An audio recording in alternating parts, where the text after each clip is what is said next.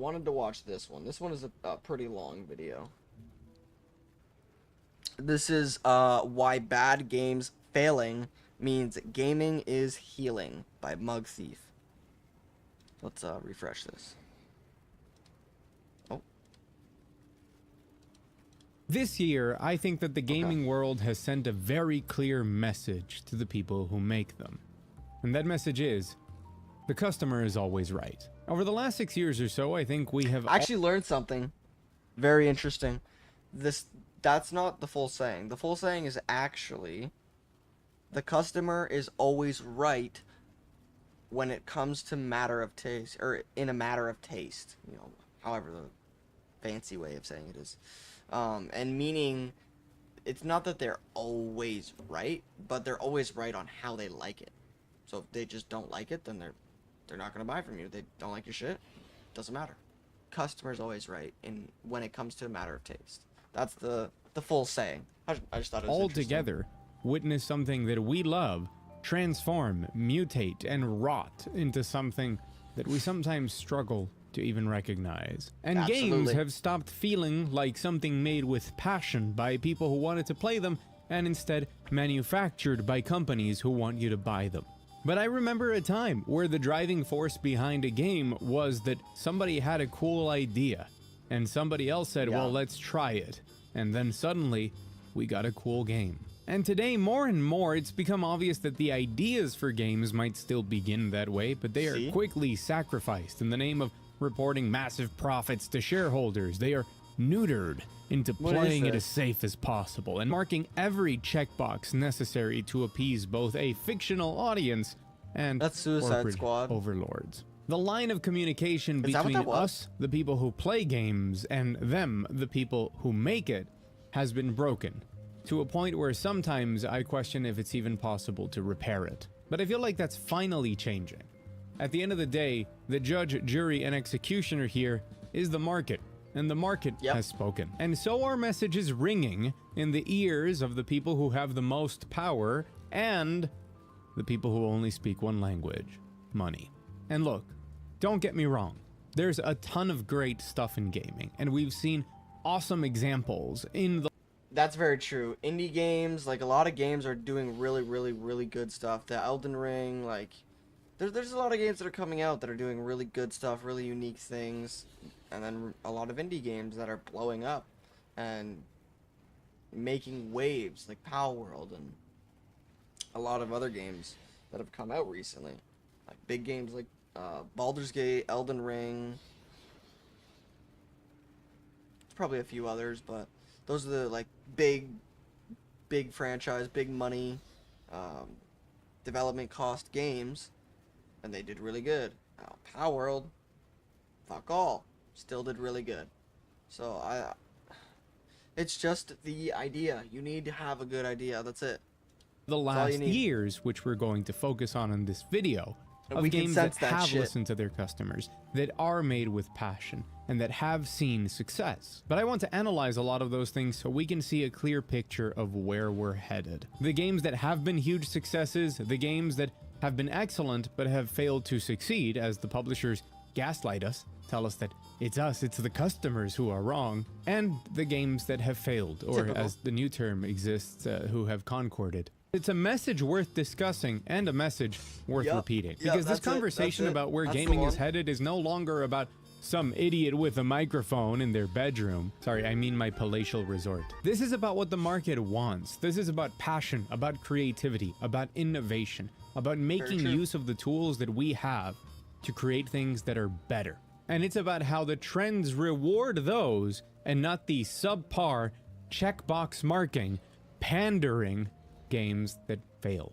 So this is a pretty complex topic, and there's going to be a lot of things to discuss. There's some things that you might disagree with, but I think it's very much worth talking about. So hi, I'm Mug. I make videos on things that I care about, and I hope you'll join me for this one. And I promise that by the end of it, you're going to be feeling really good about games. I forgot to say like and subscribe. I'm a terrible YouTuber. I should quit. There was a time when the only objective of a video game was to be fun. The technology was new, the possibilities endless, and the chase for profit was more... Again, escapism and fun. You want to get away from the real world and you want to have fun. Or again, you know, even if you're a kid, you don't need to. You're not trying to escape from the real world, but you're trying to escape into a fictional world because it's so much cooler. It's like, oh my god, there's mechs and Star Wars with lightsabers and all that. Like, it's so much cooler than what we have because we just have cars, or whatever. So you want to escape into that world. It's escapism and fun. That's it. Or about finding a niche in the market, and eventually the money would come if it turned out that video games were indeed the next big Nvidia, thing. go away. But a lot of that disappeared when different people started to get dollar signs in their eyes. You see, money has a way of clouding people's judgment, so at the end of the day, they were going to chase whatever could make the most money, and not the things that they wanted to do. But if there's anything worse than not making enough money, it's losing it. So it also meant that risks had to be eliminated from the equation as quickly as possible. And so we enter the modern gaming era, where a lot of our discussion has to take place in. Now, this video is roughly divided into 3 parts. One examining failures, one examining the games in the middle that deserve success but couldn't find it, and the games that have found success. And that's precisely the order that we're going to cover them in. And so we have to start with games that are unoriginal, that offer nothing to players, but that do indeed check all of the boxes necessary for them to theoretically be successful. So you all know which one I'm talking about.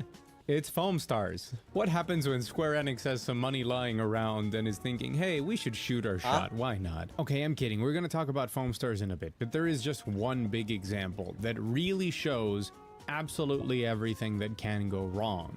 And I want to start with it, even though I've talked about it plenty before. I'm going to be brief this time, because it contains everything that then we're going to talk about with other games, but just they have one or two pieces of it.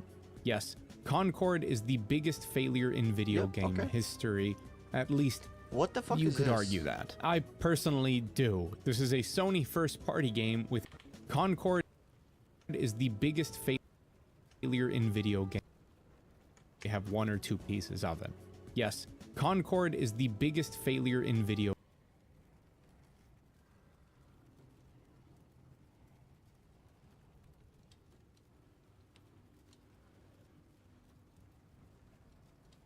What are you doing?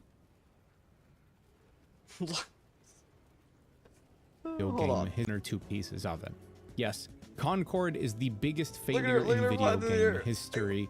What is going on, man? You could argue that. I personally do. This is a Sony first-party game with a huge budget. It's not on the same scale as other investments that have been made in the past and have failed. But just looking at the game, you know that from the very inception, it was misguided. It wanted to compete in the field of hero shooters by taking gameplay from Destiny, including ex-developers from there, and it took 8 years to make it out to market. But taking a long time wasn't Concord's biggest crime. It was that in those 8 years, they couldn't even copy the things that games had done 8 years ago. Its universe, its gameplay, its maps, its characters, they can all be defined by one word: uninspired. Because no, just ripping off somebody else's thing and slightly changing it, like it's that, can I copy your homework? Yeah, I yes, can't even but tell please what that change is. it a little meme. That is not inspiration. And while it is true that good artists copy and great artists steal, it turns out that if you're not good at doing those things, you maybe shouldn't do them. Concord really had pretty much everything that it could do wrong done wrong.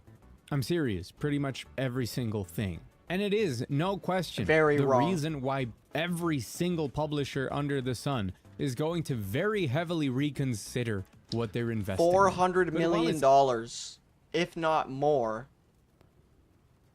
for 8 years of development for maybe a week's worth of money generation. Because they shut it down after a week. Everybody knows. Yep, it just, yep. Yeah. What a waste. It's emblematic of pretty much everything wrong in games.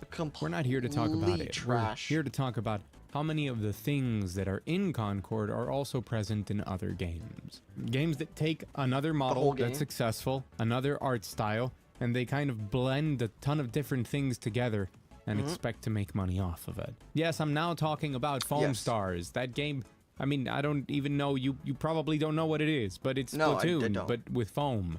and made by Square Enix and with a kind of Fortnite-ish type of art style. And you see, the thing is, on paper, it makes sense because Splatoon is very popular and very fun. It's a great game. Sorry. But it's only on Nintendo consoles, so a ton of people can't play it. So if you at least do it more or less right, you can probably find an audience of people if you copy the game at least well enough. Except that they didn't release it on PC or Xbox. Not even an Epic Games exclusive, just they didn't release it. But not only is Foam Stars just relatively uninspired and very similarly to Concord apt, it works correctly, but it just doesn't have soul. It just doesn't do the things that it's copying as good as the original, to the point that I'm surprised that Square Enix picked this up from the developer Toy Logic. And I actually debated if this deserves to be in this category or the next one. I can't even tell what's going on. But ultimately, even though it's surprised that Square Enix picked this up from the developer Toy Logic. And I like, what is going on? What does this do? What is who is where? This deserves to be in this category or the next one. What is the numbers but up here ultimately, for? even though it's fun and it's really good that somebody is trying to copy something other than the things we've seen copied a million times before, and most importantly, when your whole shtick is we're gonna do Splatoon but not make it exclusive to Nintendo, and you make it exclusive to PlayStation, you kind of get what you deserve. Which leads me to example number 3. Skull and Bones. Oh god. The first quadruple A game. Of course. Okay, we all know why Skull and Bones is terrible. It's terrible for a million reasons, but a million different reasons. It is, honestly, kind of original. It's a live service concept that people really didn't expect. It just turns out that a lot of people weren't willing to invest in it. Looter shooter, but instead of shooter, it's pirate ships? That sounds good. But if I wanted my pirate fantasy fulfilled, there's other things out there, including Sea of Thieves. So I guess I would play it for the Ubisoftication of the thing. What? But I don't want to play a game for that reason. Which is a big deal. If a game is made or published by a company whose reputation is terrible, people aren't going to be excited for it. Ubisoft's going to shut down. That's what I think. I think they're actually going to shut down. After the failure of Assassin's Creed Shadows, and after their failure with... Oh, what's the other one they're doing? Oh, what's failing? It was Star Wars. The Jedi one, whatever. My god, it's not going to be good. They're going to release one more game, maybe, after Assassin's Creed Shadows. It's not going to be anything that they're trying to release right now. And they're just going to drop it, and it's going to fucking fail, and they're going to shut down. They're going to release triple digits. They're going to shut down, possibly. Like, they might even lay off entire subdivisions of Ubisoft. Like, it's going to be crazy. For it. They're going to be, at most, very cautiously optimistic. So Skull and Bones had the originality, it just executed on it incredibly poorly. Because it's so safe in checking all of the boxes that a live service should have, with its loot, with its events, with a concept that really doesn't fit the idea of a live service all that well. Especially when, you know, Ubisoft, this is a trend that they have, by the way, of making games today that are worse than games they've made before. This is just a worse version of Assassin's Creed. That's about 99, well, not 99%. It's probably about 60% of studios, honestly, actively developing games right now are doing that. I mean, we've got EA, we've got Ubisoft, Activision, Blizzard. Go on. I mean, you can continuously name these companies that are failing and failing and failing. It's insane. Redfall failed. Arcane Austin. It's crazy. Black Flag. I can just go play that game and not worry about the live service element of it. Just like if I wanted an open world stealth exploration game, I could go play anything from Beyond Good and Evil up to a number of different Assassin's Creeds instead of playing Star Wars Outlaws and get better fundamental mechanics and a better game. But don't worry, Ubisoft is about to show up in the games that probably deserve success but failed for other reasons. in just a second. Before we get there though, Okay. I think it's worth mentioning something like Helldivers 2. Helldivers 2 found incredible success, Damn, you can, like, walk mostly in because mechs and it shit? deserved it. It does check the correct boxes in this Damn. case. It's original. I It really need to play this fucking game too, man. I want to play it so bad. I just haven't got around to playing it yet. But holy shit, does it ever look good. fits into a live service niche that really fuck? isn't What's very wrong? explored in PvE emergent co-op. It has the right tone, and it has more than enough personality to become a cultural icon, to be put on t-shirts and have people cosplay and even get tattoos. But I think it deserves to fall under the failures, at least for now, because they committed the cardinal sin. They didn't listen to their customers. Their most dedicated player base spent months and months Right. and months telling them that they needed to stop nerfing everything. I thought it was in a better place now. Like, I know it was doing really, really bad, but I thought it was in a better place now. This was 11 days ago. I'm not sure. That they needed to stop nerfing every new weapon that comes in. That they needed to stop pre-nerfing weapons before they came in. Because it's a PvE game and people just wanted to have fun. People Yeah. told them the reasons the game was getting boring and what they had to do to compensate for that. And when they finally listened, they took a little bit too long to do so. As they do. They always take so fucking long to do the shit that people tell them to do that'll make the game better. And then it's too late. You already lost too many people. Your chance to even make the game better and gain those people back are gone, buddy. And then kind of screwed it up as well. I wish for the best for Helldivers, and I'm sure that Sony is really happy with how it performed. The truth is that it's also a cautionary tale for everybody that we now know that a game like this at least has its value for that first month that we all enjoyed so much, but not necessarily for what it's going to do as a live service. I guess the lesson here is that if your game is just excellent right out of the gate, doesn't matter if you squander your live service ambitions. You need to just be that good from the get-go. And of course, we can't forget about Warner Brothers' guess. crown jewel and Rocksteady putting out Slip and Slide Squad. God, I hate YouTube's rules about auto word detection, sensitive content warnings. Taking a property that people's Yes. overall feelings towards it is already lukewarm, and then turning it into some combination of Crackdown and Sunset Overdrive, which sounds really cool on paper, until you actually play it, and you realize that it's as underwhelming as it looked at the start, and that it seems to be that its main goal was to exist as a live service, so that the underwhelming amount of content that was there at launch, with its incredibly repetitive gameplay structure that we've grown so accustomed to with all of these live service games, it's just there so that they could continue adding content later. You know, the typical AAA video game trope these days of, you know, push it out the door, we'll fix it later, except the fixing it was kind of making it a whole game later. So not only did it look like a 7 out of 10 from the word go, but then the very low review scores and the horrible perception that people had from the game, from its narrative, from its gameplay loop, from pretty much everything, really left it struggling. But what is the most painful here is that this is Rocksteady.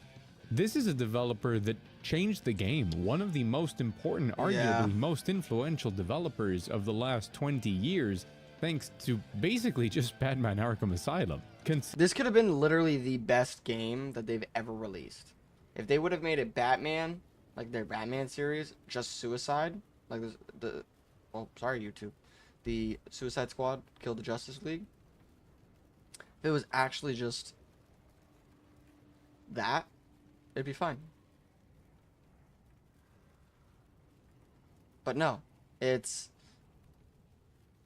I don't even know what it'd be. It's like Marvel's Avengers. That came out years ago, failed because nobody wanted to play it. It wasn't really that fun. It's the same thing. It plays kind of the same way. Like, nobody wants to play those games. They want to be a superhero and actually feel like a superhero, not just any normal video game character with powers.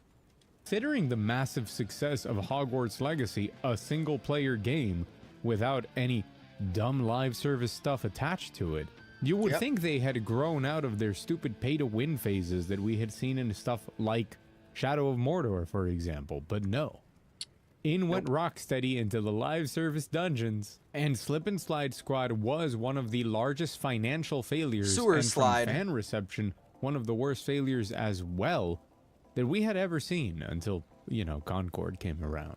And these are just the big ones. There's a ton of smaller projects that come out to try and survive and try and do the whole live service thing, or try to compete by just being knockoffs of other things. But what we see more and more these days is that these huge projects that promise the world and promise that they're going to revolutionize everything with their quadruple A live service standards or whatever, just fail. Whatever. And it feels great. But I think that covers a lot of the issues that games that fail these days have. From that lack of originality, that lack of passion, that feeling that they were designed by committee. It's like a Control-C, Control-V of just concepts, ideas, progression systems, and yes, battle passes. No fun, no escapism, too much agenda pushing and idea pushing, pandering to people that don't give a fuck. It's seriously what you're pandering to people who don't give a fuck, and you've been doing it for too long, and now they are fed up. They're beyond fed up. They're tired of your shit. And it all just starts to feel That's what the it same is. for games that, on top of it all, a lot of them are live services, are games that become exhausting to even contemplate. You don't even want to think about getting involved in a new live service because you already have 12 of them, and like, not to mention your video game live services, but everything else is a fucking live service now. Your shows are live service. Your music is fucking live service. Your fucking car insurance is live service. Like, it's ridiculous. Everything's live service nowadays. know all of the hullabaloo that comes attached with them, and it's just so goddamn annoying, man. Yeah. Even if the game is great, there's a lot of people that don't want to get invested into this stuff because it's such a commitment, and there's so many of them already. It is really a losing game. You already have 12. But there can still be some pretty good ones. Like, And I there's so do many. want to highlight that just by making a live service doesn't mean that the game deserves to fail. That's one of the really important parts about Concord, that it came out and failed, and for as many different things that people try and attribute that failure to, I don't think live service is one of them. We are currently seeing the success of Deadlock, Mecha Yes. Break, and Marvel Rivals seems to want that be game too. incredibly promising, or at least I really enjoyed my time with it. It really does come down really to the hope I fact get that a- live services in their get to own play it. space abide by the same rules as everything else in games. Marvel Rivals, if it's a good hero shooter, if it's really good, oh my god, is it gonna slap. I'm gonna be so addicted. Like, Deadlock is a really good hero shooter, and I've been having a lot of fun with that game too. But oh my god, Marvel Rivals is gonna be so fun. I cannot wait for it. You need to have that pinch of passion, that little bit of originality. If you're gonna copy, you gotta do it to the highest standard, and the game needs to be really good. And if you can do that, you can still have a successful live service. But if you're just copying and pasting, it's not This gonna guy's work. slapping up right now. Speaking of live services that could work but maybe don't, The dawn of the second part. welcome Ubisoft, come up on the stage. Let's talk about games that had the right idea, but just didn't know how to actually measure what their success would be. Okay. X-Defiant. X-Defiant is another one of those Yes. games like Concord or like Foam Stars that just seems to take the very ideas of another game, copies them wholesale, and adds a couple of twists and calls it a day. I like to call these games #MeToo because they do the same thing as other games, but it's just like, yeah, me too. What's that? I'm being informed that hashtag has already been used. So come up with something better in the comments. Thank you. Hashtag And me I've too, defended many man. times before that copying a really good game isn't easy. And many games that we'll talk about in a bit later copy and do an excellent job at it. And X-Defiant, to be honest, does. It nails the Call of Duty feeling pretty much as well as you could without being Call of Duty. It's or at fun. least a version of it. There's a lot of Call of Duty. It adds a little bit of a hero shooter faction thing into the mix, but its biggest selling point always was no skill-based matchmaking. something that the hardcore Call of Duty community and even a little bit of the broader community is very aware of. The idea that you are always going to be matched with opponents that are similar in skill to avoid you getting stomped, or as most people for some reason believe they would always do, stomp. How did the saying go? I forgot the saying. Remind yourself that overconfidence is a slow and insidious killer. Yeah, that's the one. So the developers behind XDefiant said, okay, that's what you want, we'll give it to you. And they did. And they made a really good game in the process.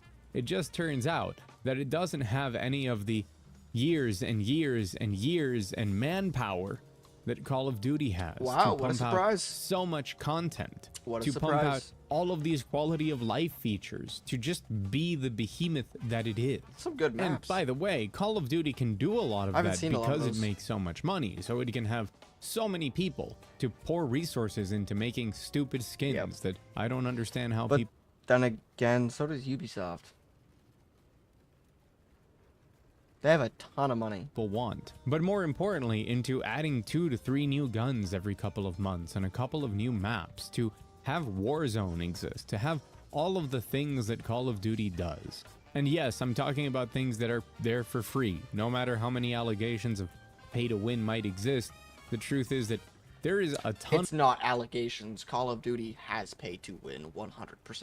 ...of content included for no additional price to people who buy Call of Duty. And they use that money to make more money, but they do provide things, okay? XDefiant just can't compete with that, and it's a free-to-play game. But its biggest downfall was really overestimating how many people were truly that excited and willing to commit to a different Call of Duty competitor just on the basis of the skill-based matchmaking being eliminated. Because it turns out that a lot of the people who had complained about SBMM still prefer the quality of life and the amount of content present in Call of Duty, but also there's just not that many people who really gave a damn.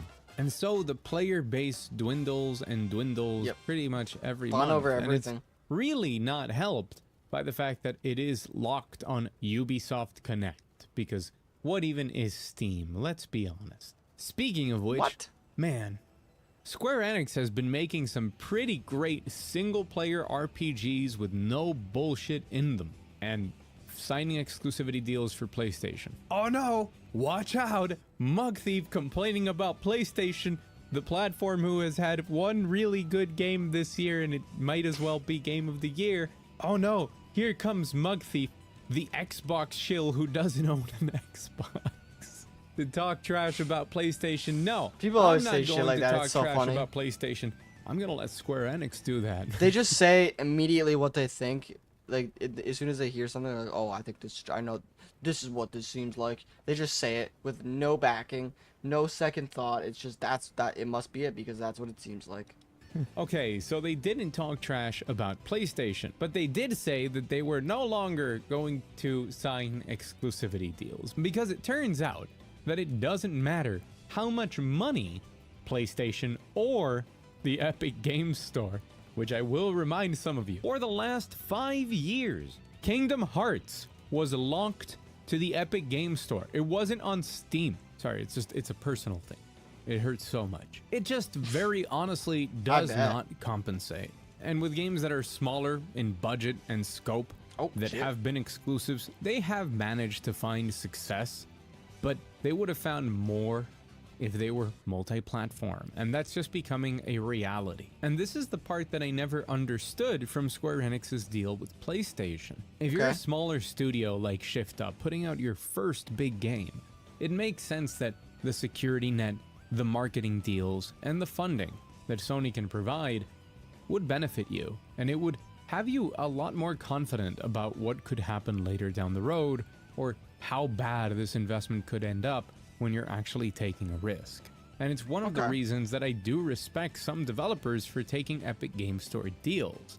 Similar to Game Pass, they get a lot of money up front and guaranteed, no matter the results of the game. But a company as big as Square should have known from the start that the moment that you announce exclusivity for a PlayStation, even if it is the best-selling console on the market, you're still locking yourself out of so many sales. Millions. But not just that, you're locking yourself out of so much word of mouth, so much attention, so much potential. Let's not kid ourselves. If a really good looking game that everybody is saying is awesome is on a platform that you don't own and you're not willing to own because the economy is what it is, are you going to sit there and listen to people talk about how great it is? Or are you just going to tune everything about it out? And when you think about it that way, how many people are going to stream your game? How many people are going to make videos about it? How many people are going to talk about it here and there? Because I have personally started conversations about PlayStation exclusives with friends, and the moment that they ask me, wait, isn't that the PlayStation game? And I say, yeah. I'm like, oh yeah, I don't give a shit. While my one other friend who has a PS5 will be like, oh yeah, I heard it was cool. And so Square has been in limbo between PlayStation and Epic, and has now decided too expensive. People don't have the money. They don't want to spend it on it. And that is a very big part of the reason that games like Final Fantasy 16 and Final Fantasy 7 have struggled. And it's part of the reason why I think that their future games won't. Because they do make great games that everybody wants to talk about at the very minimum, and that many people want to play. It's just that putting that exclusivity deal on them makes them so much less accessible. That's how the exclusivity thing works. But it's just another win in giving customers what they want. Because I think that most customers, unless you are just so absolutely committed to your loyalty to a plastic box that you dislike the idea of other people enjoying something, we want to play great games wherever we enjoy them the most, when possible. I'm sorry, Nintendo Switch, you're getting old. But what I really wanted to highlight with the successes that haven't found that much success part of this video is that success is very relative. This is why the indie game space thrives so much, because even higher budget indie games, the ones that retail for $20 or $30, and the rise of games that are AA, so even if they do sell their games for full price, their budget and overall costs were a lot lower. I haven't played this game yet either. At lower numbers. They can find resounding success at lower numbers that these other companies simply can't. Good game. So there is the whole conversation around expectations versus the final results. And that leads me to chapter 2.5, gaslighting us. Oh, it's not our Sorry, fault. quick thing. I had to answer the phone, and I just quickly, since I had to get out, checked the news, and the PS5 Pro was announced. The fact that Sony is gonna try and tell us that we wanted no disk drive in a $700 console before tax, that's gonna fit in the gaslighting thing really well. Sorry. Good It's basically $1,000 stuff coming soon. no matter what. Within the examples of games that should have probably succeeded if their expectations were in check, we have a lot of cases of developers telling us that we are wrong. And yes, we have to tie this back into some of the previous examples as well. Right. This is actually a really big problem. Last year, EA released Immortals of Avium under their label for partnerships. It is a single-player FPS where instead of using guns, you use magic. It's like Hexen, but new.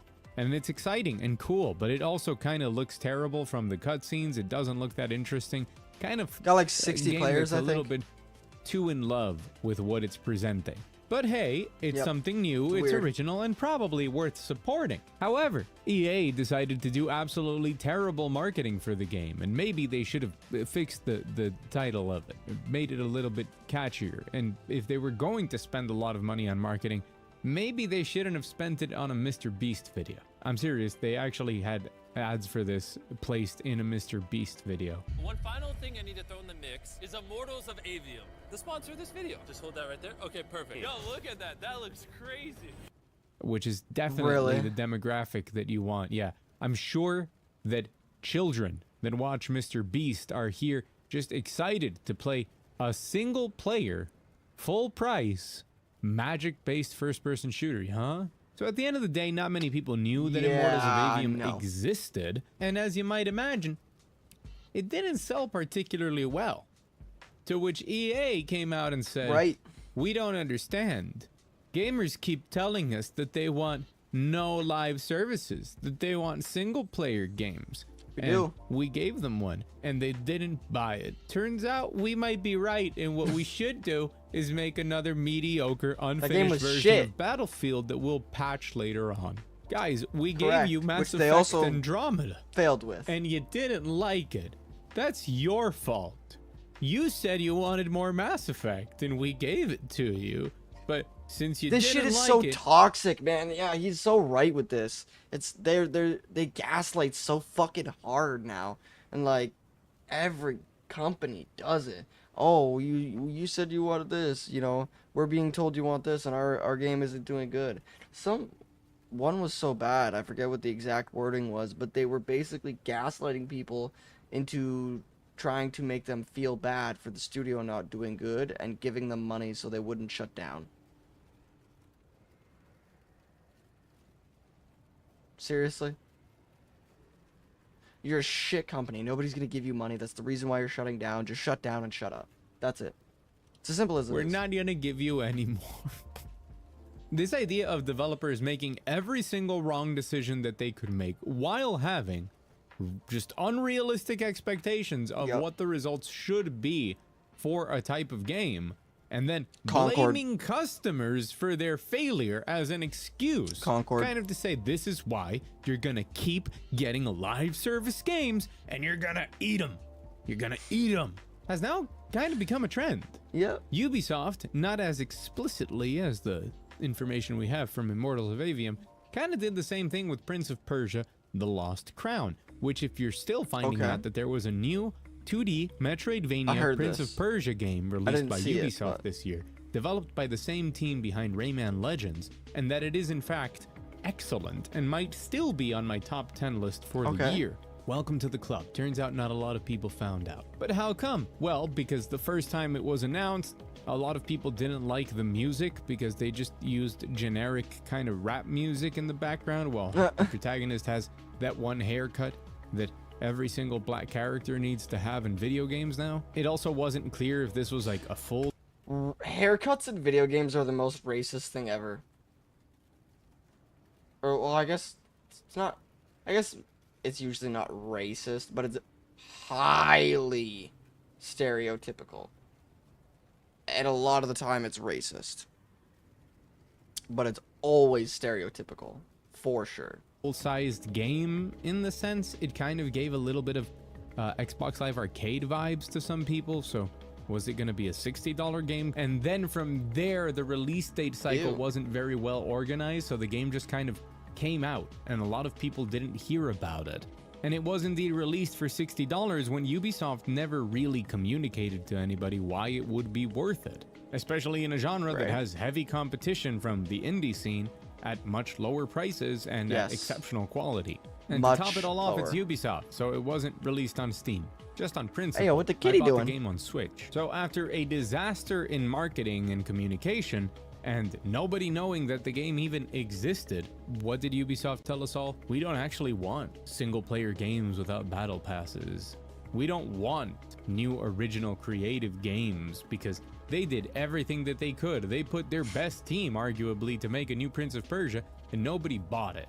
So Well, obviously, wonder why. the failure was that it should have been a live service Prince of Persia game because the brand recognition is still definitely there. It's just that people don't want single-player games. Sure. You're definitely right.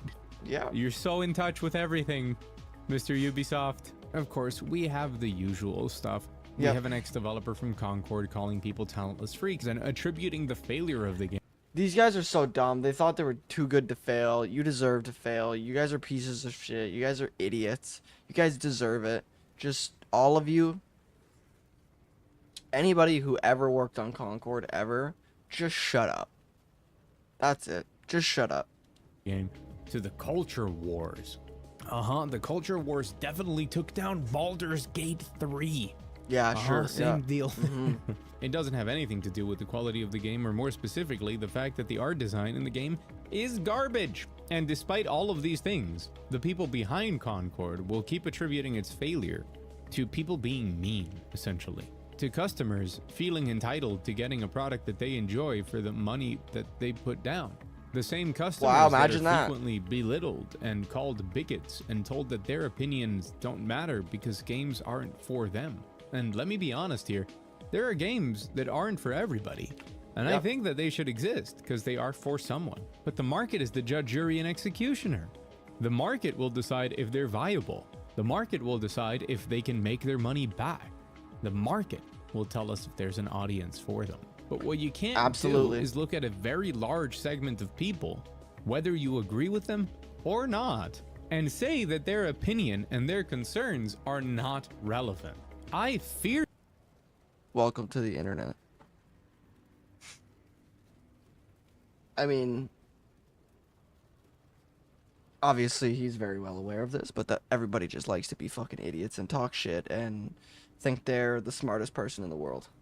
Fiercely disagree with a lot of people that identify with whatever that side of the culture wars is. And I fiercely disagree with people on the other side of the spectrum, including certain corporations that have provable What spectrum? cases of being absolute scumbags out to make money by ruining video games. And I can disagree with both of them, but I would never tell anybody that their opinion as a paying customer is irrelevant. And I definitely don't think say it's a that. smart You don't business say that. decision to take what a group Never. of people buy or don't buy and try and twist that into whatever narrative I want to justify my investments into what is statistically the highest potential return on investment and therefore the best gamble to take, even if it means forcing another video game to exist that only checks boxes and doesn't actually do anything special. And so we reach the games that actually do things that are special. Baldur's Gate 3, independent studio, reviving a genre that many people ignored, even though it's still been alive and kicking. Thank you, Owlcat Games, by the way. Like, for existing, I mean. But really putting in the AAA budget and effort into a monumental game that's still just hard to even think about how difficult it was to write and plan around. And its massive success proves that CRPGs aren't outdated. It's just that for a while, people just made more money doing other stupid things. But the genre is very alive true. and well because excellent quality games never die. And good game design is forever. Lies of P showed us that if you are great at stealing, you can steal a heck of a lot. This Put was a a fresh great coat game. of paint, put in your own ideas, and make a game that in quality rivals what you're stealing from. The only reason Lies of P didn't get even higher scores is because it didn't have From Software's name attached to it. Stellar Blade is a gacha Very game true. developer taking their money and investing And the only reason it got as much sales is because it was a Dark Souls clone that looked really good. into another market. It's a double-edged sword. Like, it was a lose-lose. So, it's kind of unfortunate, but that game was a really good game. The AAA premium game. No season pass, no battle pass, no weird microtransactions, just a complete game of, again, excellent quality and proving that you can be sustainable at it. Black Myth Wukong showing that China does have the developers that wants to compete in a space that for the culture, for what China has been historically, They're doing isn't crazy really shit there. right now. Single player AAA instead of mobile games in China? Well, turns out they want it. And turns out we're going to get more of them. Warhammer 40k Space Marine 2. A smallish developer, Saber, who really cut their teeth on World War Z, as well I as didn't some think they other were that things, small. but coming out swinging with something that really can play with the big boys and brings back Yeah, apparently a it's type really of good. package that we hadn't seen in a very long while.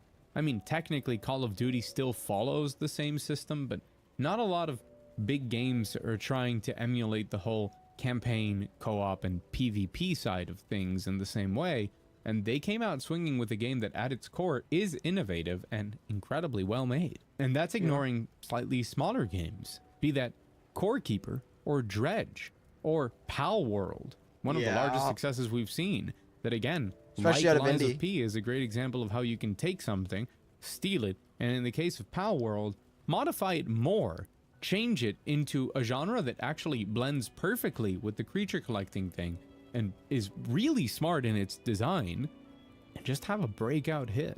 And of course, Sony is capable of tremendous success as well. as Astrobot proves. But it is a phenomenal game.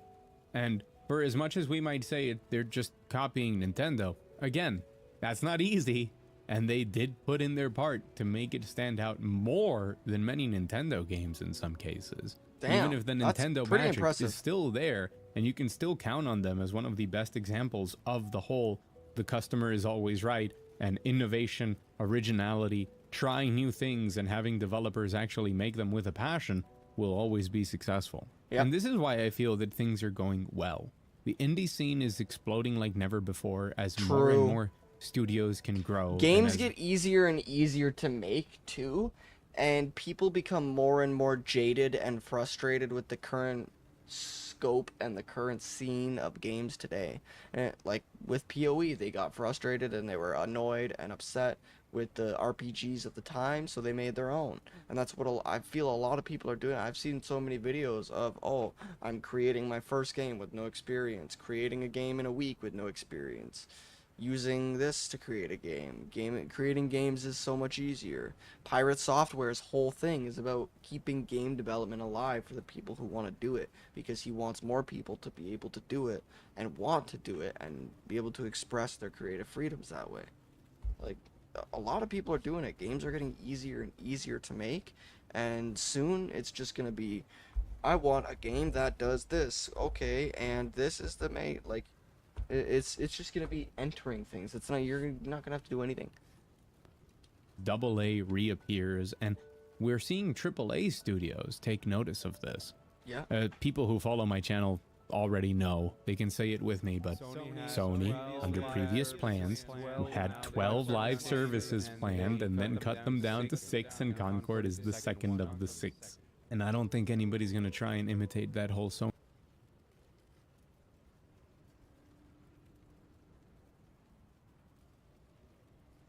I didn't know that. Concord is the second out of an original 12 planned live service games. I remember hearing about that, but I didn't know Concord was part of it. 12 live service games that they then reduced to 6. Concord was the second one. Who wants to bet they're probably not going to do a number 3? Who wants to bet that they're probably done with live service? Yeah. I think they're done. Sony plan ever again after Concord. But that has me feeling good that people are going to recognize what it takes, because the biggest risk, let's have some real talk for a second here.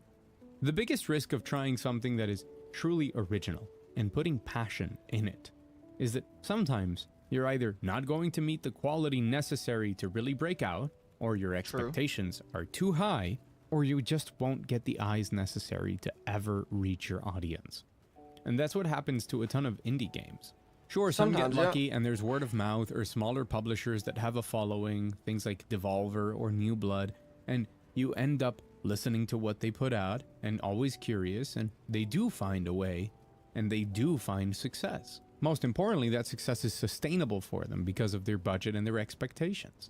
But other games just don't have the quality even if they have the passion, or again, they don't reach their audience. But the part that I fail to understand in all of this, and the part that really needs to change, is that it's the biggest studios, the biggest publishers that have the money to truly invest into passion projects, into original things that should find success because they can force it into the eyes of people. And it's also true that when they do that, Prince of Persia, Pentiment, Obsidian's game, including Chris Avellone from Fallout New Vegas fame, absolutely fantastic game. When they do try and put it in front of people, they just don't know how to market it. They spend all this money forcing it into people's eyes, but they never tell us what it is or why we should be excited for it, because they never present the passion that really matters in those projects when they have the budget. True. To they don't get it have in front of passion. people. But then they'll just blame us. What they should be doing is have just absolutely incredible games that ooze that originality and that passion, and then spend enough money to just put a great game in front of us. You know what always sells video games? Just give us gameplay that looks spectacular in some way or another, and people will 100% wishlist that. But for some reason, we need 35 presentations about stuff we don't care about, instead of just proving to us with images that this is clearly a game that had people who wanted to make it. But I think now is really the wake-up call for the big studios out there. But if there's two things that I wanted to take away from the picture I've painted. I don't think so. From how the games that don't deserve success aren't finding it. How some games that deserve it are being fumbled in other ways and their failures being attributed to us. And how the final group of games are just truly successful. It's that passion is contagious. We feel the passion that developers put into their games. Yeah. We feel through their inspirations and the things that those games remind us of. We feel it through how much innovation is put into them, how much they're willing to surprise us, to make us smile, or to offer us an experience. Yep, like I said, we can tell this shit. And that passion turns into communities. It turns into fan art. It turns into YouTube videos. It turns into TikToks. It turns into people wanting the game to succeed and enjoying it. And the second thing I want you to take away from this is that it isn't pie-in-the-sky ideas. These companies are seeing failures. Yep. And it doesn't matter how 100%. they try to spin it or how they get out of the hole that they've made. Ubisoft's about to get too. Or if they are just so impossibly large at this point that they don't even care. They are suffering consequences for their actions. Ever since I was a kid, I've heard people say that you need to vote with your wallet. I've heard it in pretty much every industry imaginable. And I've seen that not be true. I've seen people not vote with their wallet, or vote and the results not matter. But now, this time, we're being heard. And while we won't notice the effects for a while still to come, you can be really damn certain that it will have an impact. This isn't about us, people who are constantly online, speaking about games, watching videos on them. You don't have stock prices plummet unless everybody agrees. You don't have games like Concord closing after 14 days unless everybody agrees. 2 weeks. This is beyond our bubble. That's and crazy. We're going to see that continue to impact things in the future. And for the first time in a very long time, I believe that the best days of video games are ahead of us. Where from the incredibly successful, brilliant indie games that I've enjoyed throughout this year, to niche titles that are still made with love and passion, be that your Unicorn Overlords or your Earth Defense Force 6s, all the way to the highest budget, most prolific studios and publishers out there. Things are going to change for the better. And the money, as it always should be, is aligned with the best quality, with things that consumers want. I am incredibly excited for the future of games, and I've played a ton of games this year that I can't wait to talk about more in depth, that I think many people will love. The state of AAA games and the state of a lot of indie games as well might be this misguided attempt at checking all of those boxes, at doing things that are supposed to be good, at getting good boy points and expecting people to clap. But there are plenty of games all over the spectrum, from heartfelt indies that do talk with real representation about issues that people care about. And there are big AAA experiences that are true to what they want to be and tell marvelous stories. There are amazing live service games that are coming into the market and offering experiences that are new, addictive, and just a ton of fun. And while gaming is the biggest that it's ever been, it's still smaller than what it's going to be over the next year. Good games. Gaming's always growing. And they will continue to be successful, because that's just how things work. And I'll be here to play them all. Thank you for watching. Ever since I was a kid, the thing that I've wanted to do is talk about the things that I love, especially video games. I dreamed of working at one of those publications like GameSpot or IGN, because that's all we knew back then. And video games are a bigger part of my life today than they ever have been. And that's thanks to you. watching these videos. The fact that you're watching is a dream come true. And I have huge plans for the channel that I'll be talking about really soon. And if there's one thing that you can always expect here, it's me. Authentic, with my opinions, no matter if they're popular or not. And hopefully, something that's entertaining and makes your day better. Also, I do not accept trips to Disneyland in exchange for good coverage of games. That's important, Elsa. But truly, thank you. And a very special extra thanks to the members of the $1 patron wall. If you're interested in supporting what I do, check out the link in the description. This was a really tough video to write and to do on camera and to edit and a bunch of things. So if you did enjoy it, if you like this sort of thing, make sure to leave a like. And if you want more from me, subscribe. Good video. And as always, I'll see you again. That's the channel. Very soon. Too far into the source material. This year. Yeah, I mean, give it a like. I'm gonna throw it in the chat there. But yeah, I mean, gaming really is starting to heal. A lot of the games that are coming out, they're getting better and better. People are becoming more and more aware of the things that people hate in games and are starting to get really, really, really pissed off and frustrated about in games. And they're becoming less and less frequent. And maybe one day they'll entirely be gone. I assume it's probably not, but hopefully one day it's entirely gone, and hopefully one day this industry is in a really, really, really good spot like it was 10, 15, almost 20 years ago. Between 20 to, let's say, 12 years ago. It's a good number. 12 to 20 years ago. Yeah.